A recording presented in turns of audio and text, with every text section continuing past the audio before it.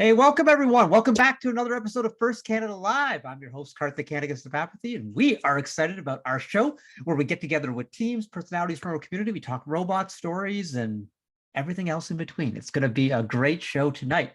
But as Canadians, it is important to recognize the land of which we are a part. As we gather for this meeting, physically dispersed and virtually constructed, let us take a moment to reflect upon the meaning of place, and in doing so, recognize the various traditional lands on which we celebrate today. We acknowledge the elders and youth, past, present, and emerging, of all the land on which we work and live. We honor the ancestral spirits with gratitude and respect. We acknowledge this land out of respect for the Indigenous nations who have cared for Turtle Island, also called North America. The Indigenous people have been gifted the role of caretakers of this land before the arrival of settler peoples until today. But most importantly, we remember the history of these lands and people that have been tainted by poor treatment and a lack of friendship with the First Nations who called Canada home long before it was given this name. This history is something that everyone is affected by. We are all treaty people in Canada. We all have a shared history to reflect upon, and each of us is affected by this history in different ways. Our past defines our present, but if we move forward as friends and allies, it does not define our future.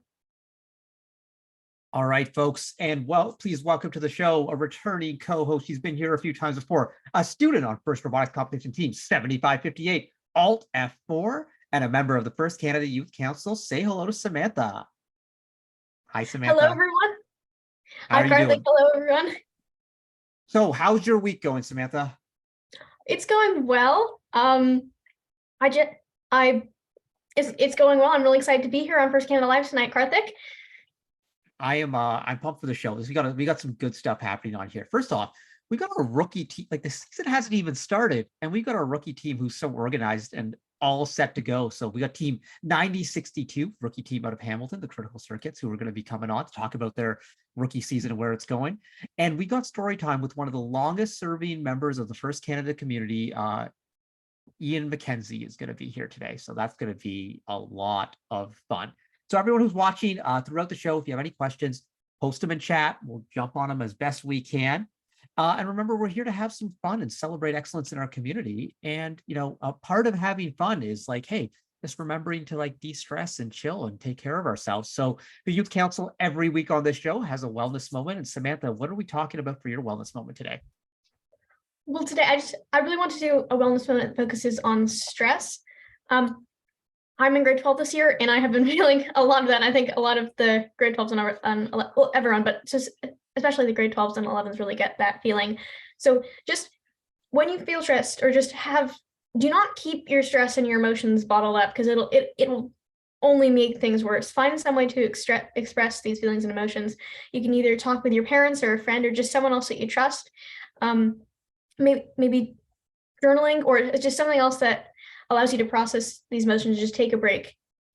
Yeah, I think that's so important, because I think a lot of especially people in our first community, there's a sense of, you always want to be like the best. You always want to be strong. You want to be, it's like, oh, I have to handle things on my own. I don't want to show any weakness. I don't want to tell anyone I'm struggling. And like, the thing is, everyone struggles at some point or another. Everyone struggles. Everyone deals with stress. You are not alone. You do not have to feel that way. And it's totally okay to talk about it. That's what your friends are for. Hey, you're watching the show. You're probably on a First Robotics Competition team or a First Tech Challenge team. So you have mentors there. You have teachers. You have other teammates. You have members of the community. Reach out and chat about this stuff, because there's just no reason to keep it bottled up. And chatting about it might not just help you, it might help the person that you're chatting with too. Be like, oh, I'm going through the exact same thing, right? Yes, definitely. I've had that experience many times where someone I was just talking to, it just completely empathizes and agrees with everything I'm saying. I think especially in school, you feel that, because it's like you don't want to admit that you're stressed out about a class, because you don't want to admit that you're finding it hard or whatever. And then someone else will be like, oh my goodness, I didn't get that either. I am so nervous about this test. It's like, okay, well, let's work on it together. Let's go through the chain rule and understand how this thing works. So there you go. Are you a fan of the chain rule, Samantha? I like the chain rule. I do actually like the chain rule. I like do you prefer Newton or Leibniz notation? Leibniz notation for sure. yeah, yeah, I like that. It's so like sometimes, it's just like, oh, you don't want to write it out, but like when you get to a higher forms of calculus, it just makes so much more sense. But yeah. So what about you? I think I'm gonna agree with you later on. I will like liveness meditation more. Neat meditation right now is just I like it so much more right now. Yeah. In high school calculus, you almost don't need to, but like once you go into like, especially when you take your first differential equations course, you will want to convert, or you'll be kicking yourself for not going into that way, because it just like it makes things more simple in that way. I think it's time to talk about the news updates, what's going on in our First Canada community. First off, First Canada Live, we're here. We are going every 2 weeks, right up until the Christmas break, sorry, the holiday break. So we'll be back 2 weeks, December 5th, and then again on, I guess, December 19th. I might have my dates wrong, but 2 weeks from now. So we got 2 more episodes before the holiday break.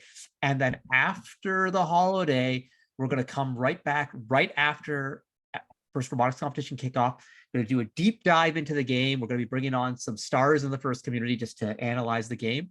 And then the week after, we're going to be bringing on our friends from NASA in Houston, who are going to be talking about the EveryBot for 2023. So who knows what that's going to look like? I mean, Samantha, how excited are you for kickoff? I know it's still like a month and a bit away, but are you excited?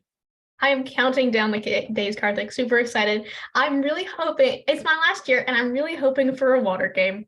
What Okay. about you, Karthik? What do you want from the 2023 game? So Samantha, I don't mean to be a dream crusher, I but I don't think it's going to be a water game, my friend. I don't know. But anything could happen. Like they could just change things up or whatever.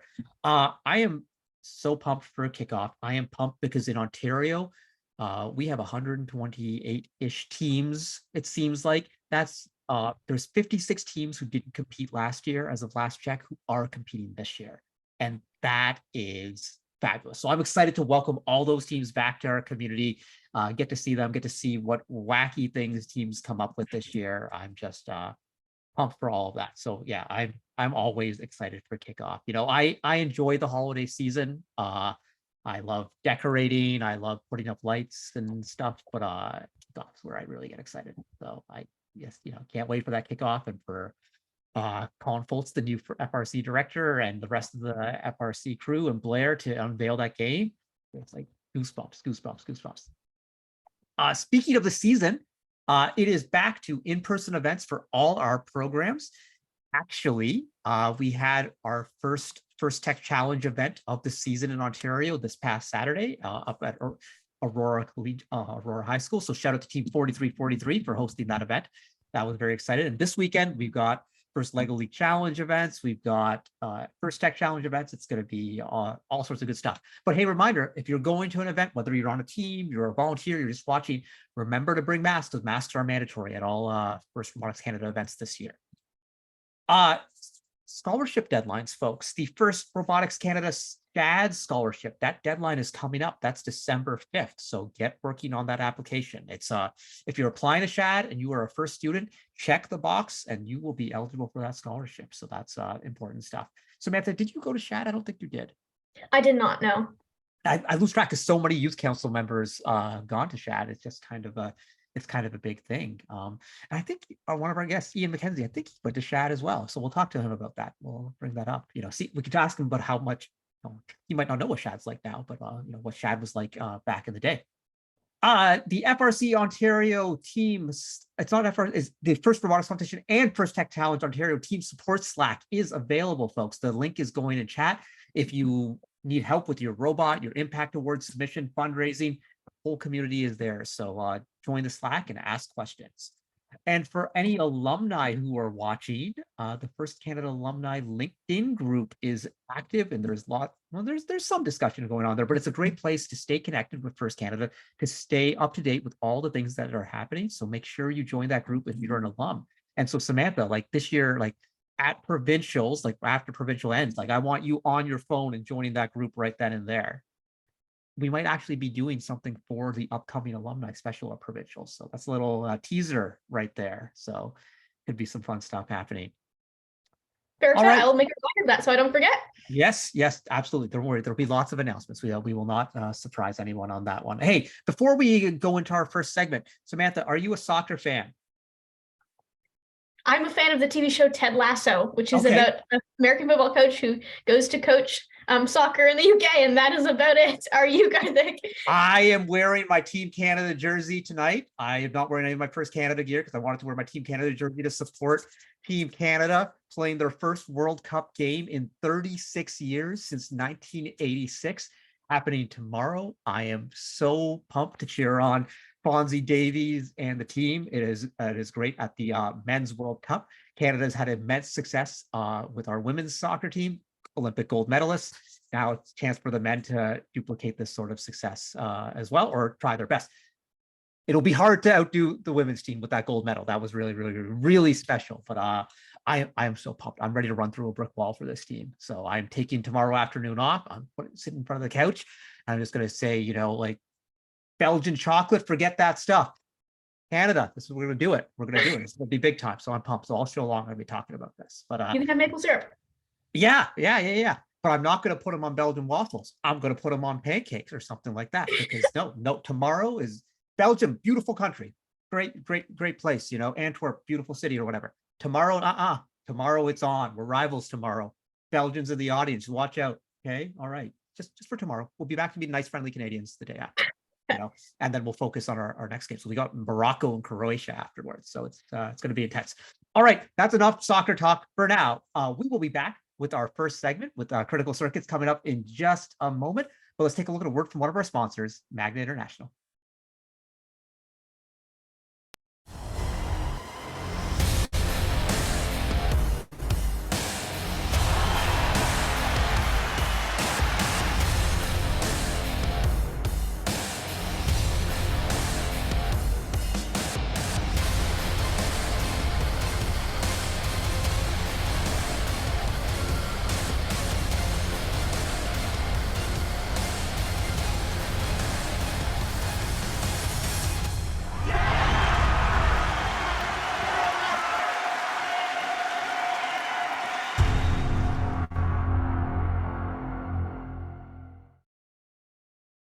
Oh, hey, we're back. I love that Magna video. I loved watching. That's the 2017 first championship in Houston, I believe, where Team 1011 Crush just celebrating there. They were the Lions captains on a fantastic alliance. Always get pumped when I see those videos of teams celebrating after the win. It's a great feeling. All right, Samantha, you ready for our first segment? I am. Let's get started. All right, let's do it. Team Showcase introducing first robotics competition team 9062, the Critical Circuits from Hamilton, Ontario, with their students. Q, a grade 10 student and the partnership head from Fiji. Giselle, a grade 10 student, operator and mechanical student from Honduras. And Sharir, a grade 11 student, mechanical student, and was also a former first global competition member from Bangladesh. And their mentor, Thomas Steele, or Mr. Steele. He's a First Robotics Canada alum from FRC Team 3739 and current mentor for Team 9062 and a member of the First Robotics Canada MAC crew. Welcome, everyone. How's it going, team? Good. We're excited. Hello. Al, it is so great to have you on here. We've had lots of teams before, but it's so cool to have a rookie team because this is all new to you. This is so for us who've been around for a while, it's just kind of cool to hear about your experiences. So from the team, I would love to know, how did you get started this season? How did this all happen? How did the Critical Circuits come to be? That's a great question, Karthik. I'm going to bring that over to Q because she helped me develop our business plan. And so she knows a little bit of the team history. Hi. Okay, so we had the team started by Mr. Steele. In August, the team was officially starting. Members were starting to join, and then we started creating the business plan. And our business plan is basically a 5-year plan. It's around 30 pages, and it kind of gives us information and others information on what the team is and our sponsors, pretty much everything about 9062 and what we're going to be doing for the next few years. And yeah, Mr. Steele started it, and Miss Leanne, one of our other mentors, also started this team, I think 2 years ago in 2020, Mr. Steele? Yeah. So Leanne Pekarsky is the other head coach for this team. She was going to start up a team for the 2020 season, but we all know how that went. And they never saw competition. So that team unfortunately folded. And then we moved campuses and switched 100% of the students and 100% of the teachers. So by the time, the school administration said, hey, we'd love to do robotics, I had been brought aboard, and we were able to start developing some curriculum, some classes, but also we were able to start off with a brand new rookie team. So even though we're a pre-rookie team, we've got massive support from the administration here at Columbia International College. And they're really keeping us motivated to develop the first robotics competition group. So excellent answer, Q. It sounds like you all are off to like a fast start. This is exciting. I can't wait to take a look at that business plan at some point. Really excited to see that, right, Samantha? Yeah, yes, definitely. So what are you looking forward to the most this season? I'll let Giselle answer this question. So could you repeat a little bit the question another time, please? Samantha, you want to repeat that for Giselle? Yes. What are you looking forward to the most this season? Well, personally, I'm looking to improve in all my knowledge in this thing, because there's a lot of stuff that I'm still learning, and I'm not I don't have a big experience in here. There's a lot of people who have a lot of knowledge, like Williams, who is our main programmer, and it's very interesting. Also Mr. Steele, who is very great in all I always ask him that question, and he knows a lot of things. So I'm just wanting to be able to also help people, and yes, just improve, help improve the team. And that's And Giselle is really interesting because I think everyone when they start as a rookie is lacking knowledge in somewhere or something. I remember my first year on a robotics team.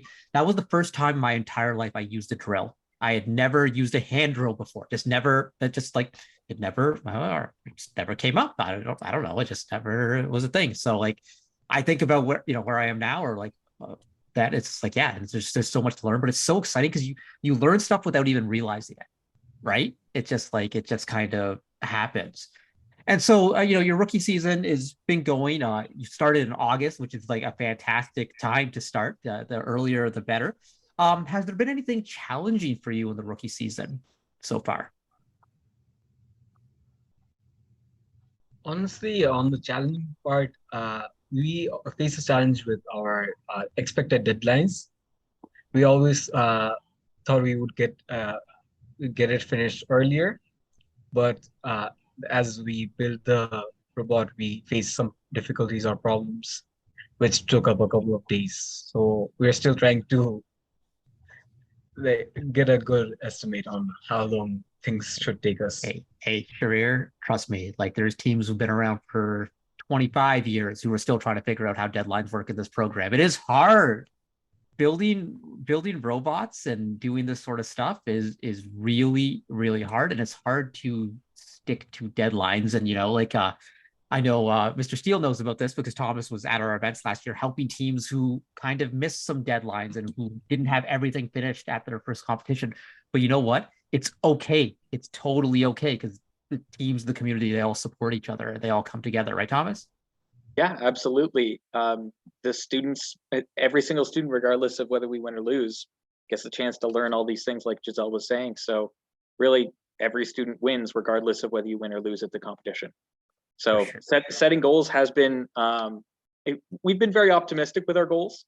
Yeah. We've been extremely lucky in that we've got hand-me-downs from other teams. So we've been able to develop a preseason robot, actually. We had it driving around. We got the chance to test out Raptor treads. And so, yeah, Sharir was completely right when he said that we were a little bit optimistic in what we were aiming for. Q, anything else to add? For challenges, not specifically, but I would have to agree with Sharir. Meeting goals and deadlines, sorry, not goals, deadlines as a rookie team is, quite difficult, but we're all still learning, and I think we're learning quite quickly, and I think we've done quite well, since August. A recommendation I'd make, not just for your team, but any team who's watching this or whatever, because goal setting is a really integral part of FIRST.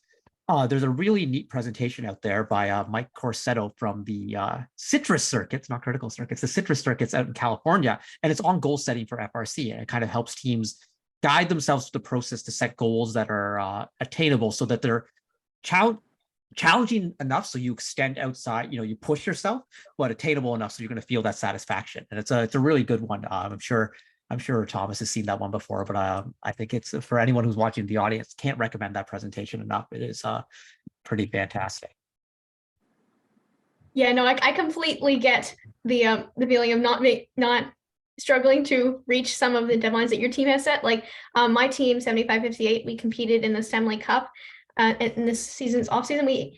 It was our first, we didn't compete in the regular seasons. This is our first competition in several years. And we realized when we got to the competition that there were a lot of things that we were missing. We were able to pull it together by the end of today, but we completely understand that feeling.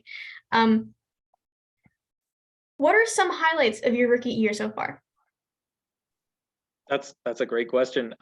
We were actually at the Assembly Cup as well. We got to borrow 5406's robot, and we ended up seeding, I believe, 9th place and being the first selection by Team 4907, everyone's favorite jumping bot.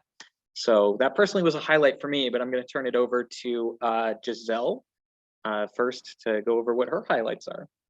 Well, one of my highlights is that the Story competition, but also that, like, being here. This is something that I didn't really expect to happen. This is so incredible. Like, I never thought that we will be in live in Pierce, Canada.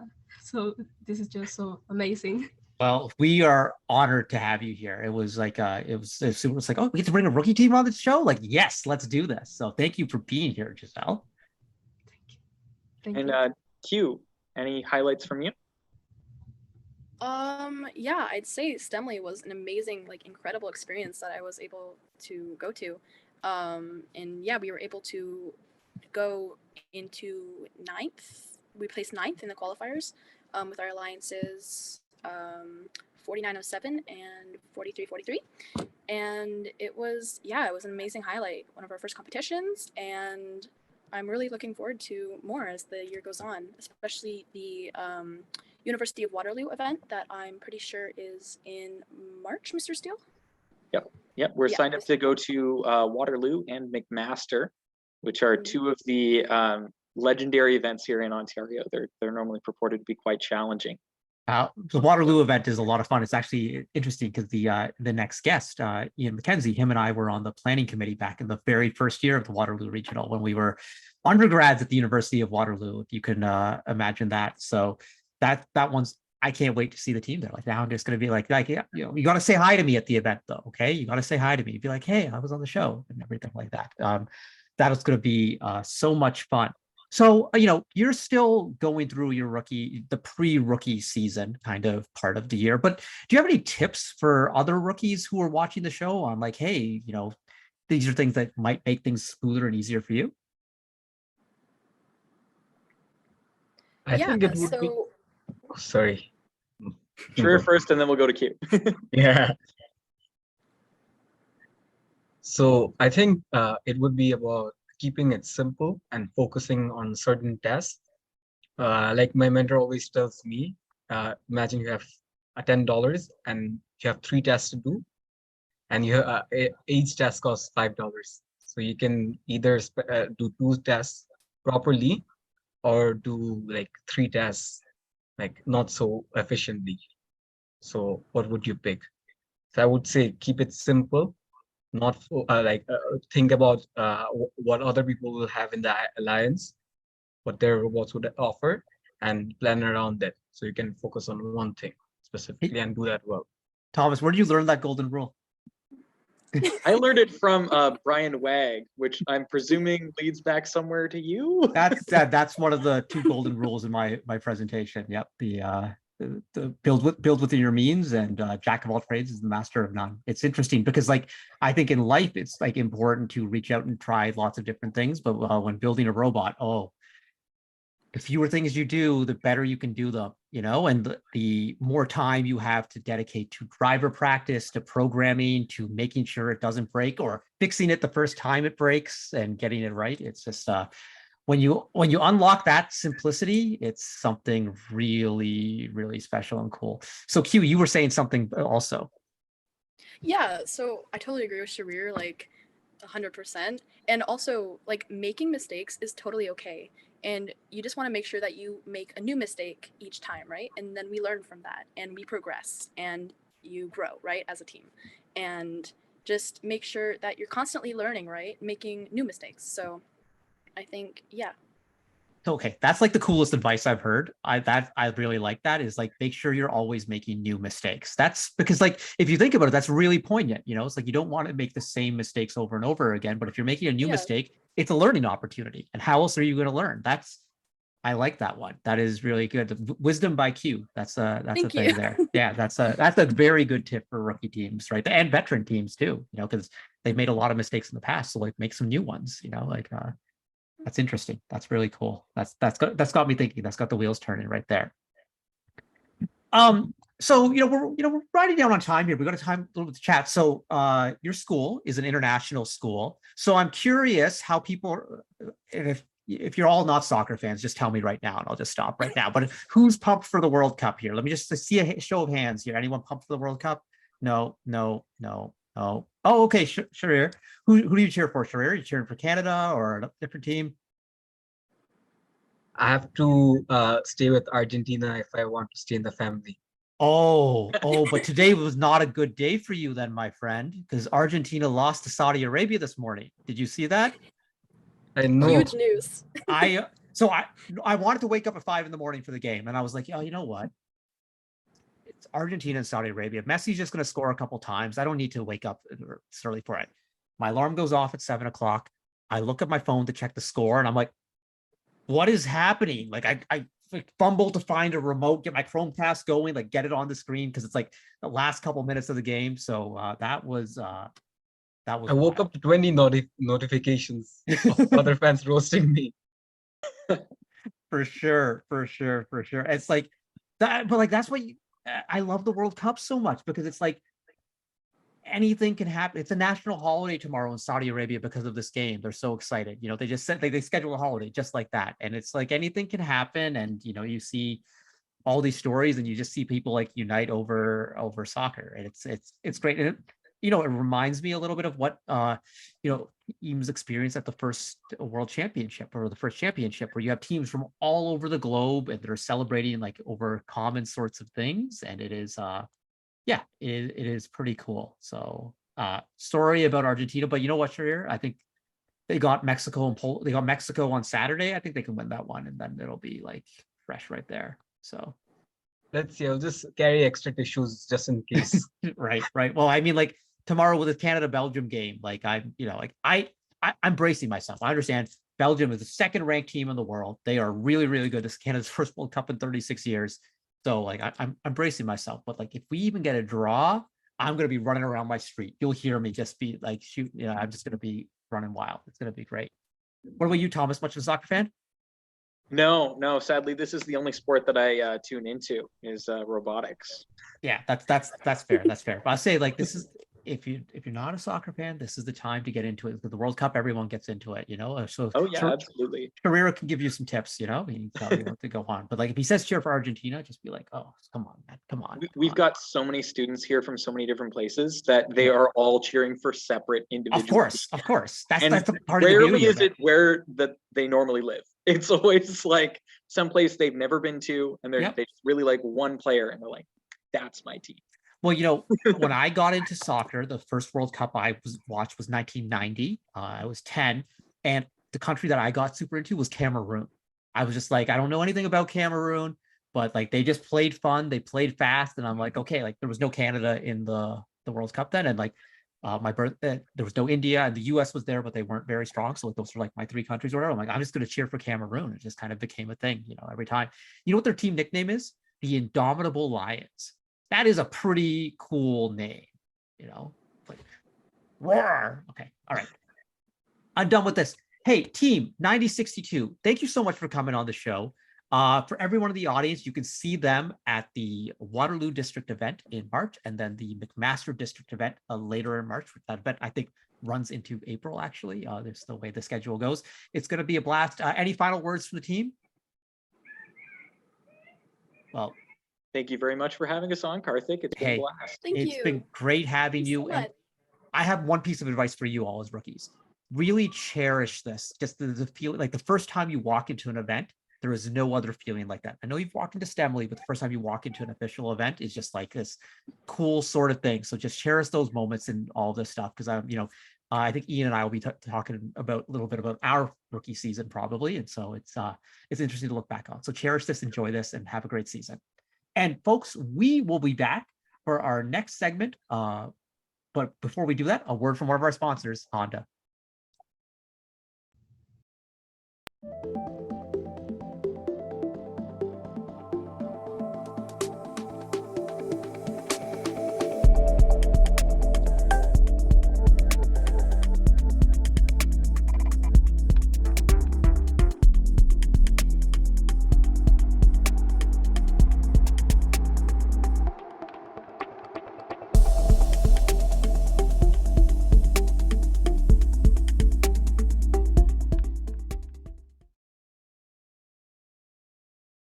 All right, we're back. Hey, Samantha, what did you think of that segment? Really interesting segment. I especially like the advice making new mistakes. It's not just for teams. It's something I'm always going to remember as well. Were you on 75-58 for the rookie season? I forget. I was technically on the team. I was in grade 8. So I wasn't allowed to be on pit crew or drive team yet or anything, Yeah. but I did scouting, so I was technically on the team. And you were doing scouting, so you were hanging with all the cool kids, because that's where the fun Yes, really is. Scouting is for sure. All right, so let's welcome our next guest onto the show. He is a First Robotics Canada alum and founding member of Team 188. He's rocking an old school shirt right there, Woburn Robotics. A former mentor for Team 1114 Symbotics and Team 3683 Team Dave. 2008 Woody Flowers Finalist Award winner and longtime head referee, and a new proud father, Ian Mackenzie. Hello, Karthik. Hey, hello, Samantha. Welcome. Ian, it was interesting because I was talking with First Canada President Dave Ellis this morning. He's like, wait, Ian's never been on the show? He hasn't done a story time yet? I'm like, well, no, he's been busy. He's had stuff going on. So welcome to the show. Thank you for being here.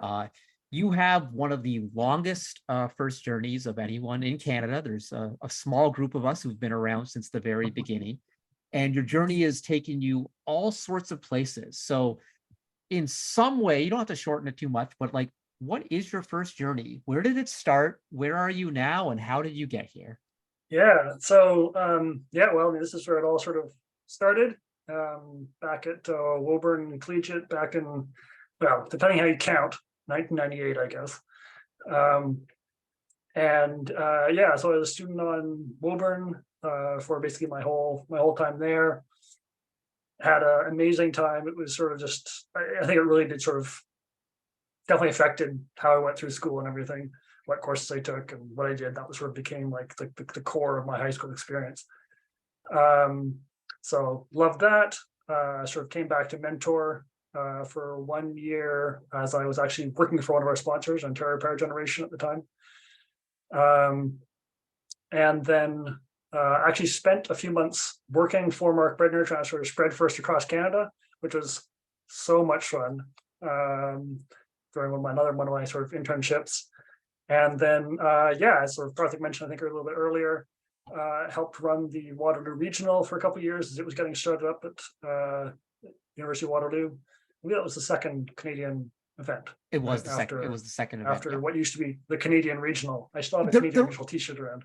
There was only one event, so it was called the Canadian Regional. Yeah, it was a toss-up. I was like, do I wear the Canadian Regional shirt or the Woburn Robotics shirt? And that was a tough call. Ian, do you remember what Woburn Robotics was called before Woburn Robotics? Team Canada Robotics. Yeah, it was because it was the only team. So it's Team Canada Robotics. Yeah, I somewhere I still have a steel bushing, which we had the machine shop made down in Florida. Initial TCR 98 on the inside. Our rings, yes. Yeah, somebody went over to the machine shop that we would like 40 steel bushings made, please. No, don't do this. This is a terrible thing to do. I shouldn't even mentioning it. Yes, so that was. Sorry, Samantha, you were saying. So I was gonna ask, how many teams competed at the Canada regional when it was like the where's the one competition in Canada? The first year, I believe 40 teams, Ian, and Yeah, about I was 20 gonna say, from like, Canada, 20 from the 30 or US. 40. Right, because you did bring up, there was Think Pink was there, Elite was there. There were a few, but I can't remember who else. Was Team One, was Juggernaut there? No, Jug wasn't there, but there was a few teams from the Western New York area and the such. But yeah, Yeah. back then there was like probably at that season there might have been like 15 events total across North America. Yeah, and then you could just go to the championship if you wanted to. You didn't even have to go to a regional event. You could just like, I want to go to the championship, and that's it. And some teams just did that. They just went to Florida. That's all they did the entire year. Our first year, Ian. Remember, we went straight to the championship in 1998. We took our road trip to Michigan to watch an event to see what it was all about, and then we went straight to Florida. Samantha, the championship was held at Epcot Center. That is so cool. It was pretty cool. I'm not gonna lie. It was pretty amazing. I remember a lot of hubris that year though, because we were like, well, we're an experienced team because we've done these Canadian competitions, and so like, I mean, we got a huge edge up. Like, obviously, we're going to win Rookie of the Year, right? And just like we're not Rookie of the Year. Like, we thought we were winning the whole thing. Oh we yeah, were just so we were very wrong. So for the audience and Samantha, like Ian and I, the school we went to, Wilburn Collegiate, at that point was a very competitive academic school. Like, was constantly winning every math contest, physics, computer programming, or whatever. And we just thought, oh yeah, we're just going to win. And then we did not. We did not. But we had fun. We won a match. We won a match. Did we? Okay. Yeah, in the double elimination rounds. We in the second round. Yeah. We got a judge's award for, what was it, strategy and strategy. It was essentially best human player, but like calling it best strategy makes it sound cooler for the people on the strategy sub team. But it was basically our human player. Mike Nava was really, really good at scoring the balls. He was very good. So what we did was our robot, weren't we getting jammed up trying to score Ian because the balls had expanded? Yeah, and so Epcot, Florida was hotter than Canada, and the balls were bigger. And it was like outside too. So it was like in the sunburn sun and everything. Yeah, like sunburn was an issue. So our strategy was, instead of trying to score the balls directly with our robot, we delivered them to our human player who then threw them in. And so we got 4 balls in that one match, and it was pretty obvious. That was the match we won. Yeah. But I guess, getting back to the original question, I guess like Waterloo Regional mentored 11-14 also with Karthik. Another internship actually with General Motors. So they sort of hired both of us to nominally work in the plant, but really we spent all of our time working on the team, which was amazing. Helped start up Team 3683, Team Dave in Waterloo.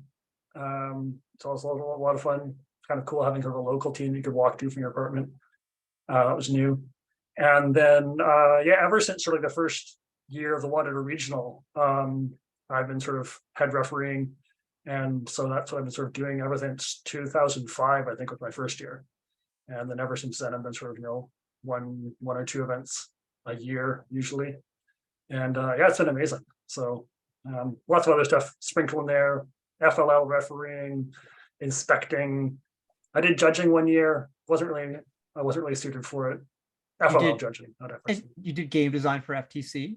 I was in the game design committee for First Tech Challenge one year. That's true.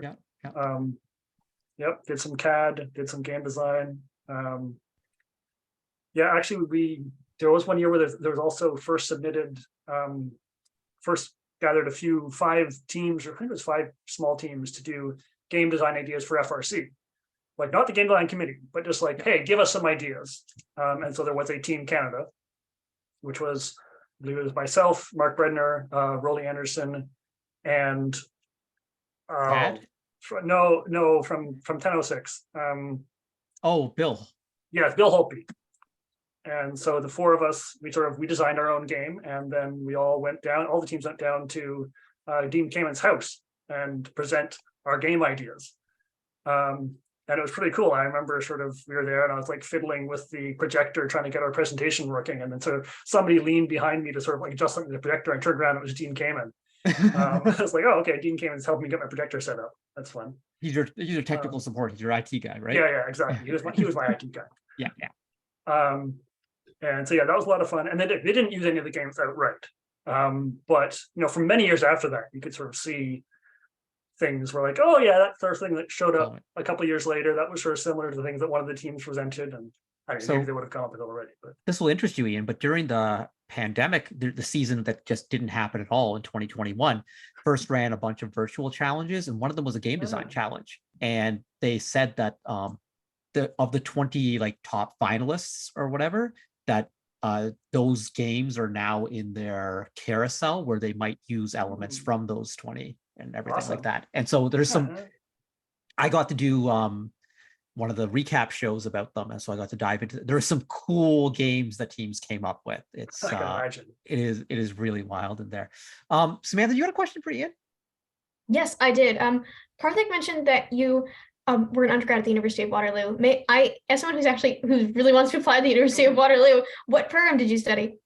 So I did systems design engineering, which was awesome. I loved it. I mean, honestly, like that was like 1 or 2 years before the mechatronics program Yeah. started. I'm like, I suspect that if I graduated 2 years later, I thought I was like, oh, I like robotics, let's do mechatronics. Certainly at the time, systems was a great program. It was sort of, I think I pushed a lot towards it. Like, I remember several of the teachers at Woburn were, I don't know if they were Waterloo grads or just Waterloo fans, but there was a lot of like, you should go to Waterloo. Not quite that obvious, maybe, but there was some. It was. I remember in my graduating class, I think we had 32 people go to Waterloo. Like we joked about like they could just give us one floor in residence and you could show our student card because like that for admission, because there were that many of us who went. Yeah, no, actually, when I got to residence, just totally randomly, like I was in a single room, which was nice, and on one side was a guy from Woburn, and the other side was a friend of mine from Shad, and just totally randomly. And so the three of us would go and get lunch together. And it was great. But yeah, no, I love systems design. It was a great program. It's very flexible. You can mold it any way you want it because it's a bit of everything. And then the way it's structured, all your sort of required courses are sort of very front loaded. So the first 3 years or 2.5 years or so, you have almost no electives. And then the last year and a half, it's like you have like one required course, and otherwise it's just go nuts. Which I kind of like because it sort of gave you some extra time to sort of figure out what you liked. And then you could really focus in on that in your last year. And I focused a lot in like mechanical and programming and that sort of combination of that, CAD programs, that sort of thing that I was really interested in. Now, before you went to Waterloo, Ian, were you much into coding when you were in high school, or did it come about? Karthik, I won the OHE Computer Science Award when I was in high school. I just remember like Mr. Brenner's course, right? Yeah. I never actually took a course from Mark Brenner. Oh, same. That was from Mrs. Blackta. So it was probably grade 11 when you got into coding then. Yeah, I mean, honestly, yeah. So I didn't see myself becoming a software developer like right. I am now. I am now a professional software developer. I always figured I'd graduate and go make cars or airplanes or something. But then sort of over the course of university, it sort of seemed that like everything, all engineering was like you're using software, right? Like you're using MATLAB or a CAD program or a simulation program or this or that or the other thing. And a lot of them were just like, oh, I think these could be better, right? And I'm sort of, well, either I have a career where I'm using these tools and getting frustrated that they aren't working as well as I think they should, or I can sort of focus on making better tools.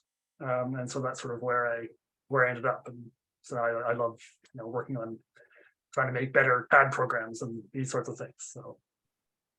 Well, I remember when you were in university, like when Ian and I were roommates 1 year, and you were developing your own CAD software at that time, right? Yep. Yeah. Yeah, that's sort of, yeah, and I'm still honestly like that is still like a 20-year project now, sort of messing around with different ideas there. And, who knows? Maybe 1 year it'll actually happen. But that's fantastic. That's fantastic. So Ian, you've like you said, you've done so much throughout FRC, and the part of the cool and FIRST in general, part of the cool parts about FIRST is just like, people getting together and telling stories or whatever. But do you have like a favorite story or a story you want to share today? Because I know it's so hard to pick a favorite. That would be hard. Yeah, I was struggling about this question when thinking about this one, and I think what comes to mind, like one of my favorite oral memories has to be that internship, trying to sort of spread FIRST across Canada with Mark Brenner. like my second internship out of high school. And it was just 4 months of we did a lot in those 4 months. Like we literally traveled across Canada to like Vancouver, Calgary. I went out to Labrador City, which is the very middle of nowhere. We built a tiny little demo robot to sort of take around to schools to sort of say, well, this is like the simplest possible chassis you could build. It was basically just like a chassis that zoomed around. And so it was sort of like meant to be like, okay, this is, pretty simple.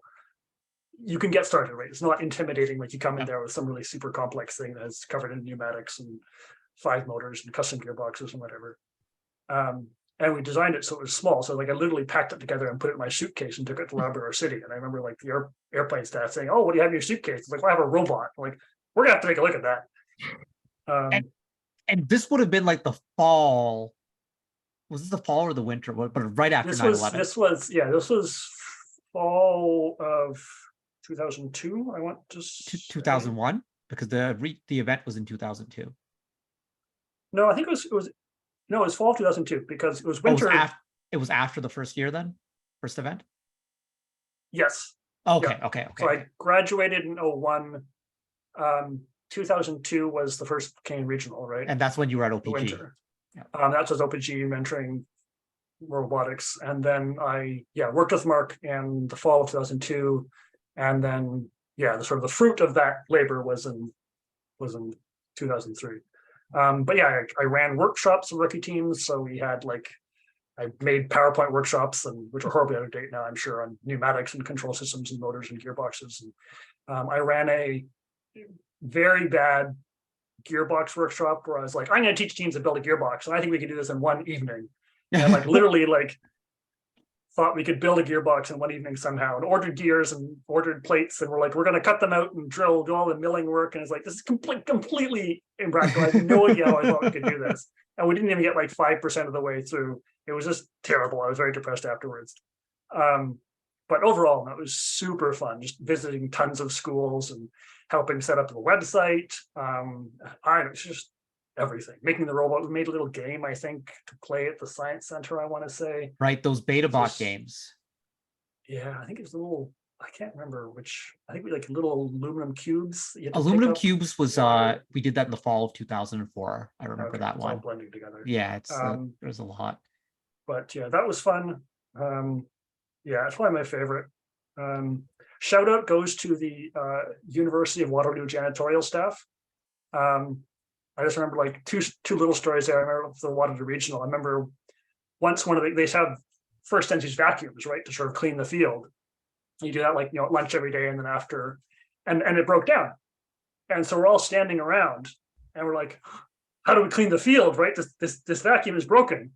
And one of the custodial staff was just sort of hanging around there. He's like, I can fix it. And I just took it back to the shop and replaced a belt or something, brought it back. It was great. That's amazing. The other really fun thing I didn't realize is that, so we always had a generator brought in because, the gym at Water didn't have enough power to run everything.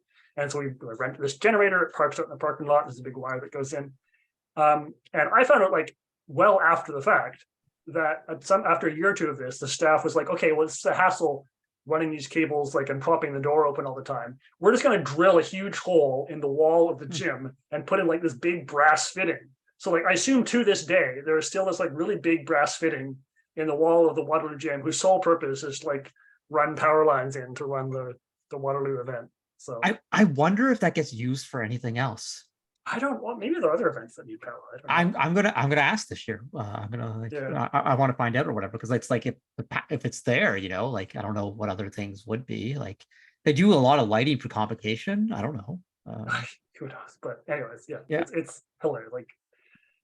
But another one is they stayed out of the way. They didn't just they're quietly just making things happen, which are it's super awesome. They're oh, really great to work with. It's just random. Fantastic. So I was wondering, what's your best piece of advice for first students? Oh, honestly, I think that has to be just stay involved after you graduate. Yes, first is super fun as a student, and I enjoyed every minute of it when I was a student. But that was 3 or 4 years of, I guess, 4 years of my first experience, which is now like 25 years or whatever. So the vast majority of my first experience has been after I graduated. And it has been just like absolutely amazing, right? And keeping in touch with old friends and making new friends and having new experiences and just everything. Just if I'd stopped being involved, like graduated, all right, that was fun, that was high school, I'm going to go off and just do my own thing, I would have missed out on so much. So I mean, obviously this is a bit self-serving because we need volunteers too, but yeah, it's just like volunteered in an event, mentor, stay involved, because it's a different experience after you graduate, but it is super, super fun. And there are lots of volunteer roles out there that folks we could use filling, for all of our programs. Ian mentioned that he's been a first Lego League Challenge head referee. First Tech Challenge is having in-person events across Ontario right now, and of course, FRC. And one of the cool things about volunteering, I say it all, is like, university, like when you're a new alum, it's hard. Like there's a lot of work that goes in. You got to do a lot of time studying. So it's like, oh, I don't have time for all this stuff. But it's like, oh, I can just kind of like dedicate one weekend and I can plan my semester around this one weekend to go volunteer. And it's like, then you just have this like blast. And it's like this refresher during the semester kind of thing. It's like you something to look forward to. And it's like, yeah, I don't know. I mean, cool. Like honestly, I didn't do much for my first like year or two of undergrad. Right. And I think that's also a legit choice. Be like, okay, I'm just gonna go there and I'm gonna like get my bearings and like get settled and make sure I'm okay with university and not try to like, mentor team for my first year. That's totally fine too. If you think you can do it, great, go for it. But also totally fine, like I think it's also a valid choice. Like I get to university, I'm gonna sort of like take a year and get settled and then got things under control. Let's do some mentoring or volunteering. Volunteering is like a weekend a year, right? It's not huge. It's definitely important to find your balance point and find that, because I was the same way. And like throughout most of university, I didn't really do much first at all, like, volunteer at an event. And that was about it until we had that internship at GM where we did first like 24/7, like 27, I guess we can call it, like 20 hours a day where we do, like, it felt like we were not sleeping at all. It was intense. Yeah, that was wild times. Ian, do you have like a proudest moment in all of this? You've had so many accomplishments. You've impacted so many people. I mean, I have to go with like it's hard to beat world champions in 2008. Honestly, like maybe that's a boring answer, but like that's a pretty cool answer, Ian. It's world champions in 2008. So tell the story from your perspective. What was it like winning the world championship in 2008 with Team 1114? Oh man, it was.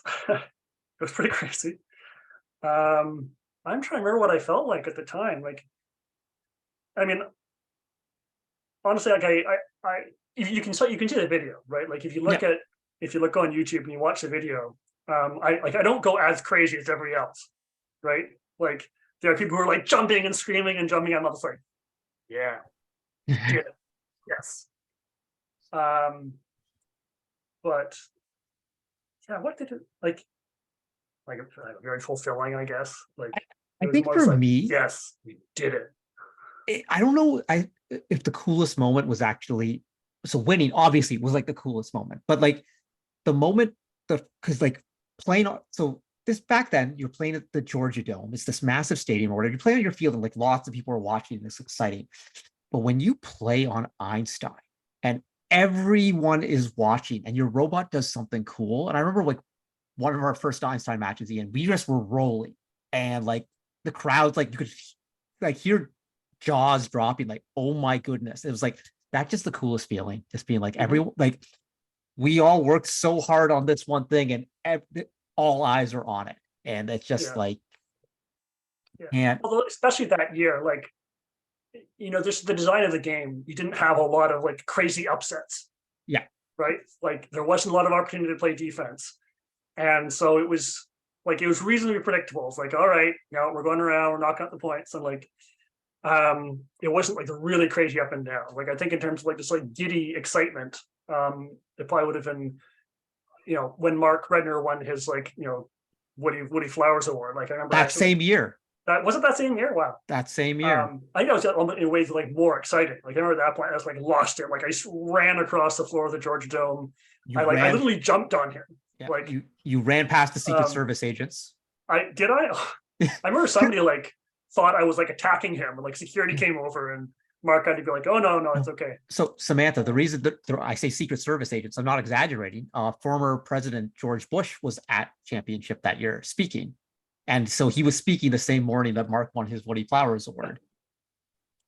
Wow, that's really cool. Yeah, I have like photos of me like Sarah, just like trying to like in the background taking pictures of like the Secret Service agents. You can see their like wire hanging down or whatever, like me doing like a thumbs up or whatever. So, I guess, yeah, I don't know if this is allowed, but can I also mention one least proud moment?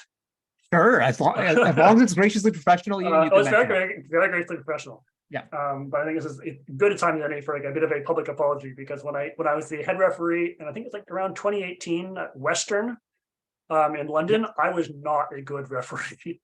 Like I was living in New York at the time, and I think I like took the overnight bus up on like Wednesday night, and I was like, okay, it's fine. I'll sleep in the bus overnight. Thursday I'll be a bit of a wreck during practice day, but that's okay. And then I'll recover my sleep on Thursday night, and then I'll be ready for Friday. And I was not. Like I was very obviously, I could feel that I was sleep deprived, and I was missing stuff. And like I don't think there were any like really like major like, oh, this happened wrong, or like the wrong team won, or like there was a penalty super bad. But like I remember, teams would come up to me and they'd be like, "Oh, Ian, what was that penalty for?" And I'd say like, "Oh, sorry, that was like 2 matches ago. Can you please like ask me right after the match if you want to know what a penalty was?" And then like, okay, so the guy goes away, and he comes back 2 matches later, right after the match, like, "Okay, what do you know what that penalty is for?" And I was like, "I still don't know. I'm so sorry." My memory was just shot. So I think it's a good story, Ian, because like for all our volunteers, no one's perfect, and for our teams, no one's perfect, and everyone's trying their best or whatever. But it's also a good one for all the students who are watching right now. The importance of regular sleep. I sound like I'm lecturing here, and Ian and I have so many stories of nights where we did not get much sleep, staying up to work on robots and stuff like that. But you are most effective when you've gotten a proper amount of sleep. And like there's been study after study like about academics specifically, and about memory recall, and about tests and stuff. About, you think it's like, oh, I'm going to pull an all-nighter to squeeze it. It's never a good idea to pull that all-nighter. Like it's and events. Careful to like eat and drink and like sit down occasionally. Like that first Canadian regional, like I remember it was a huge deal. Like mentoring 188, and it's like this first time playing on home soil, and I was like very heavily involved with the team. And I remember that event, I was just running around the entire time. I think I like went like all Saturday, like if I just didn't eat, because I was helping fix the robot, and we were talking to alliance partners, and like it was all super exciting because all these teams were here, and we knew everybody, and like finally it's like in Canada. And after that event, I was wrecked. Like I had to take 2 days off work. I literally couldn't get out of bed. Like I woke up on Monday morning. I literally couldn't move. Like my entire body was just completely drained. Oh yeah.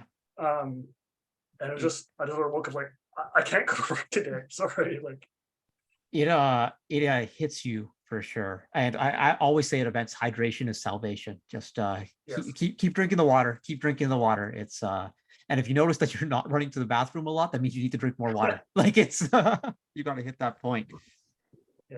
Ian, thank you so much for coming on the show here today and talking robots and everything. But we also would like to recognize you have a newborn baby. So I think we're going to show a picture right here. Anything you want to tell us about fatherhood or anything like along those lines? Oof. My goodness. This is what Kiana. A cutie. Yeah, this is Kiana. She's 2 months old now. And yeah, it's been amazing. Like, I mean, talking about lack of sleep. But no, it's been great. Like I've been fortunate enough that I can take sort of a couple months off work. My mother is here staying with us. So we've, she's very active. Sometimes she wakes up at 2 a.m. and decides now it's time to play. Or let's practice English or something. And like, sorry, now is really not the time. But no, she's great. And yeah, definitely, she'll be showing up at her first event in some capacity at some point. We'll see. But yeah, it's been amazing, and we'll see how it sort of works with everything else and volunteering and the rest. But yeah, no, it's life changing. It's hard to say. She seems adorable. I'll say this, in 2019, another one of our high school teammates, Sean Lim, Mr. Lim, brought his baby to the provincial championship, and he was the youngest MC we've ever had for a match. So if Kiana wants to try and break that record, I don't know, it's a possibility. So we'll see. She's pretty energetic. I think she can do it. Okay, there we go. How is she with like pointing? Can she point? We're getting there. She can look. She can look. Okay. She can look at things. Okay. Yeah. We can make this happen. We can work with this. Ian, thank you so much for coming on the show. And thank you for 20 plus years of service to the first community in Canada. You've done so much for so many people, whether it be as a volunteer, as a mentor, as a student, as given seminars. It's been absolutely great. So thank you for coming on the show. And thanks for having me on. And thanks to you and everybody else, because it makes this community so amazing. This is why I'm sort of like still involved, because every event is so much fun. We try and have fun for sure. Do you know which event you're going to be going to this year? I believe I'm slated in for Georgian, but that's not set in stone yet. Okay, all right. Well, everyone's going to be scattered out. They want to see where they can meet your head referee. I'll make sure I'm well stocked up in sleep for this one. There you go. All right, thanks so much, Ian, and thanks to everyone who tuned in for today's show. Next week, what do we have going on the show? Oh, we got fun stuff happening next week. We got a panel discussion with some First Canada scholarship winners, like a rock star crew. We got Namira, we got Mahak, former youth council members coming on to talk about scholarships. So that's going to be a good one.